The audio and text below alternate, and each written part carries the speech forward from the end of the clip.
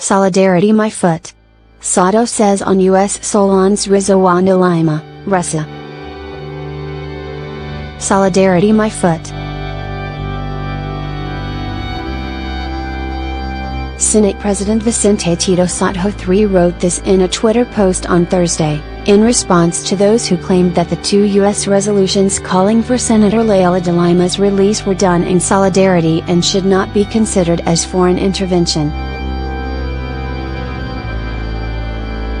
Did they do that for FRMRSP and Reland Sins Revilla in Estrada? Okay, then let's file a reso telling the U.S. to allow all immigrants into their country. Solidarity yun, Sotto added.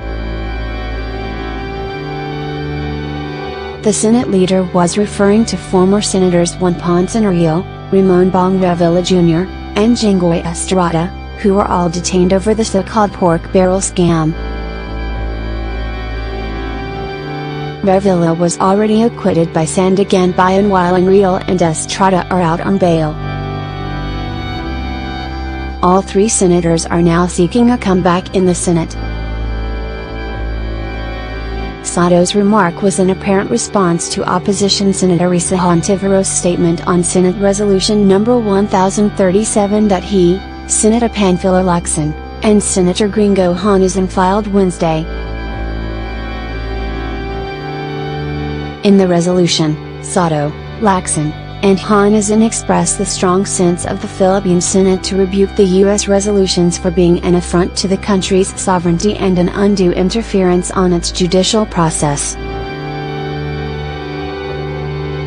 U.S. House Resolution No. 233 and U.S. Senate Resolution No. 142 condemned the Philippine government for its continued detention of de Lima and called for her immediate release. Resolution No. 142 also sought the dropping of charges against Rappler and its chief Maria Ressa. Coordinating a confusing international solidarity sa foreign intervention, Hontiveros said in a statement, reacting to the resolution of her colleagues in the Senate. Teo sa Pilipinas, naniniwala tayo sa usapin ng due process, usapin ng freedom of the press. Tingin ko, dapat maging bukas tayo diyan, she added. At this point, Lacson could not say if their resolution would get the support of the minority bloc in the Senate. He said they nevertheless saw it fit to call out the U.S. lawmakers and remind them that the Philippines is no longer the colony of the U.S. after July 4, 1946. Once approved in plenary, even if it's not transmitted officially to Capitol Hill, I'm sure those concerned will find out about it, either through the U.S. Embassy or media, Lacson said in a text message.